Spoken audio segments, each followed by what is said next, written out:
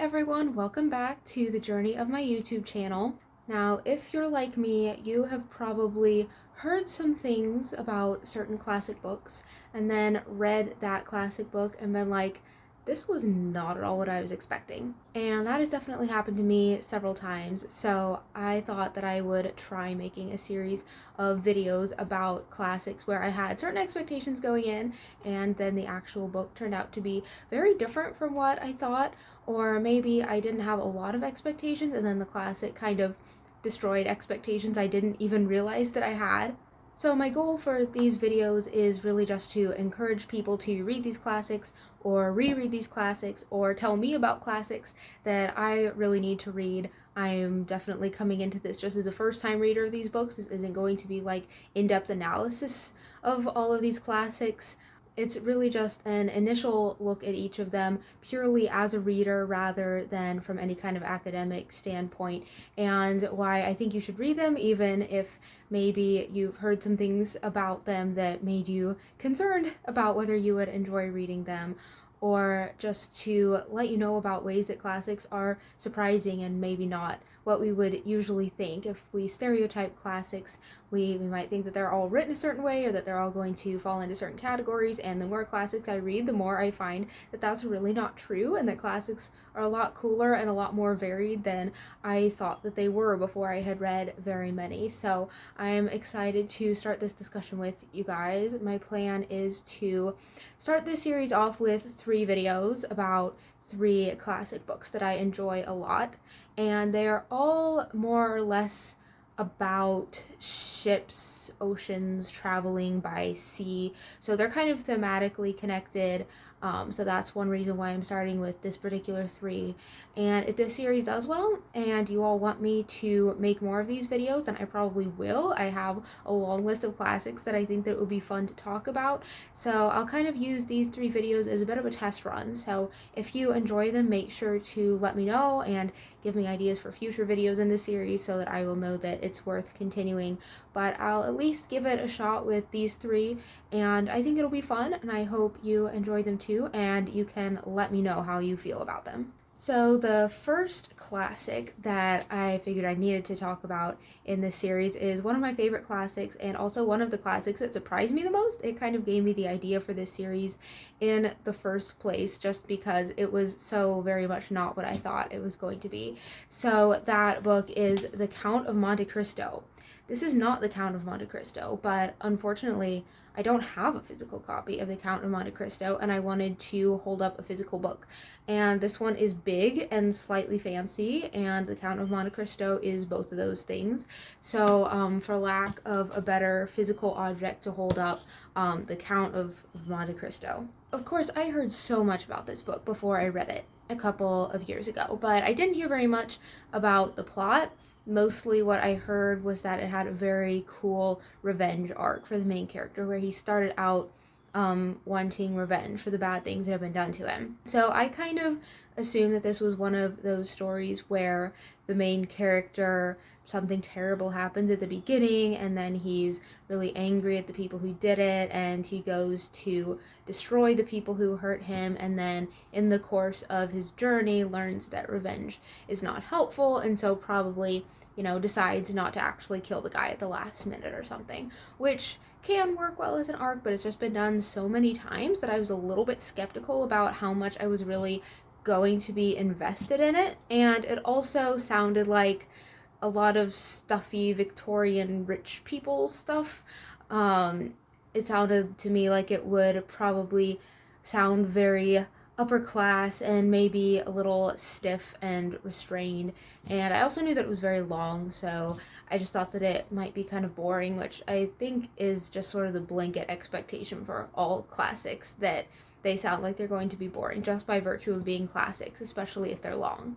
So then I actually read The Count of Monte Cristo, and pretty quickly I was finding betrayal and hidden treasure and mysteries and prison breaks and explosions and wild escapes and false identities and scandalous murders and famous thieves and these big kidnappings, and it was just so adventure novel all the way through, and it even kind of felt like fantasy in some ways, which got me really excited.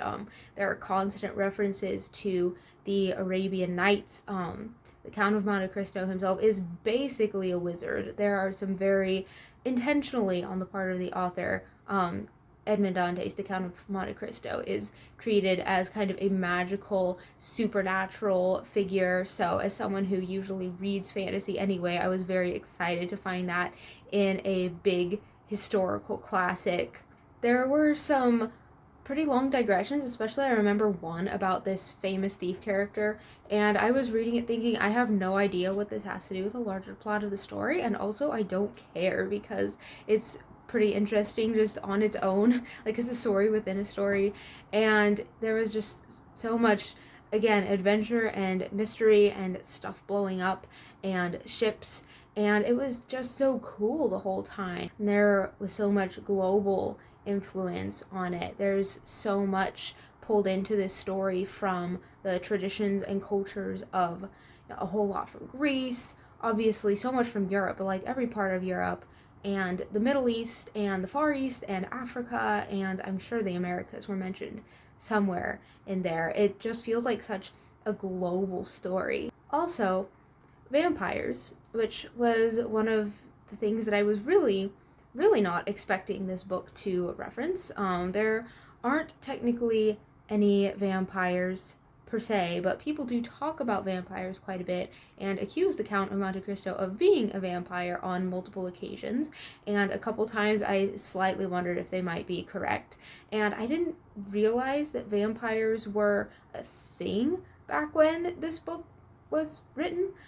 So I was pretty surprised to see that show up. Evidently, vampires have been part of pop culture a lot longer than I realized. And speaking of time period, this also takes place earlier than I realized. I thought it was more like late 1800s, but it actually starts with a lot of background from like the French Revolution and Napoleon, and then the fallout of all of that. That's actually extremely important to the events of the story, and especially the main character's backstory.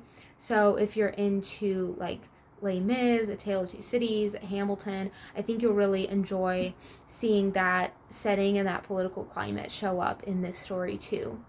But I really think the biggest surprise for me, even bigger than the vampires, possibly, maybe, I don't know, they're pretty close, but one of the biggest surprises for me about this story was how the revenge plot and the revenge arc were carried out.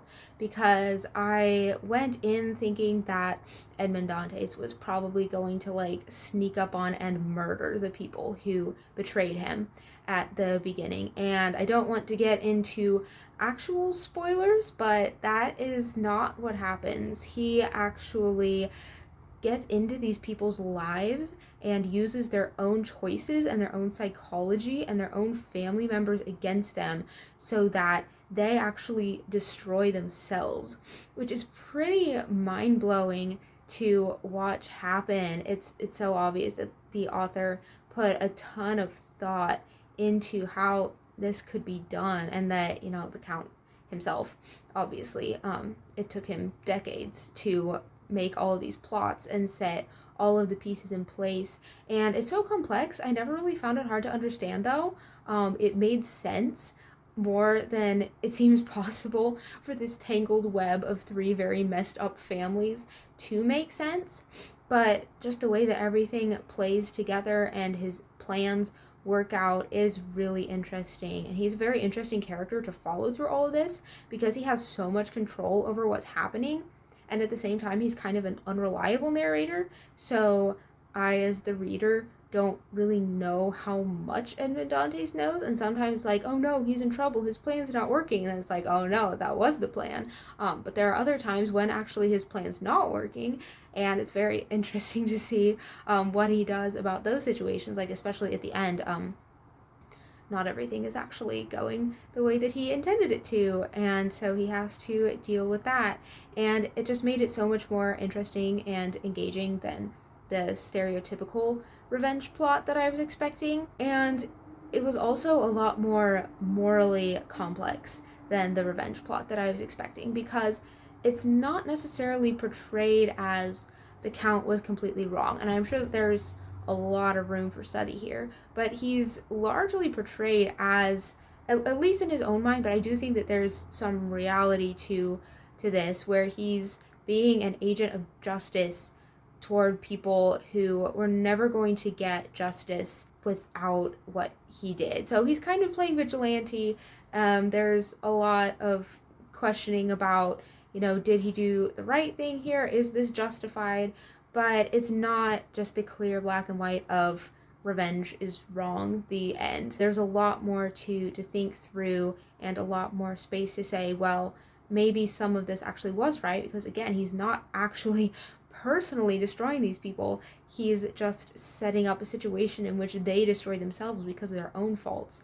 So it's very interesting to think through what is morally good and bad in this story. It's a lot more interesting than I thought that it was going to be. I think that's why people were saying from the beginning that it's a really good revenge arc, and I assumed that they just meant it was a really good version of the revenge arc that we've seen before, but it's actually something quite different from what I at least have seen in another story. So that's the Count of Monte Cristo. This is not. Let me know in the comments if you've read the Count of Monte Cristo. What did you expect it to be like? What surprised you about it? If you haven't read this book yet, first off, go read it. And second off, let me know what you think it might be about, and ways in which maybe your expectations have changed since you started watching this video. I hope you enjoyed that. I am planning on doing Beowulf next, so I hope you'll be back for my next classics expectations versus realities video, and I'll see you then. Thanks for journeying with me. Bye!